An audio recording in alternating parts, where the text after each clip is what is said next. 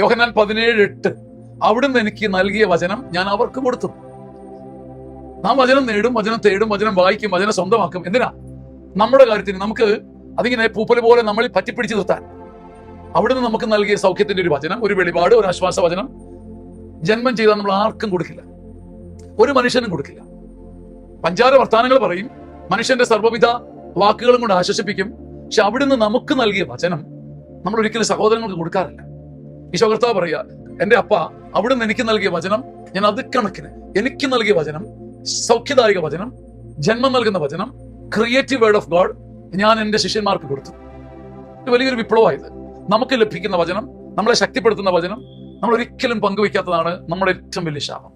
അവിടുന്ന് നൽകിയ വചനം പകർന്നു കൊടുക്കാത്തതാണ് എനിക്കുള്ള തെറ്റ്, നിനക്കുള്ള തെറ്റ്, നമ്മുടെ എല്ലാം തെറ്റ്. ദൈവം തരുന്ന വചനം, നമ്മെ തൊടുന്ന വചനം പങ്കുവെക്കാൻ ഒരു സുവിശേഷ ത്വര, സുവിശേഷ ആഗ്രഹം നമുക്ക് ഉണ്ടാകട്ടെ.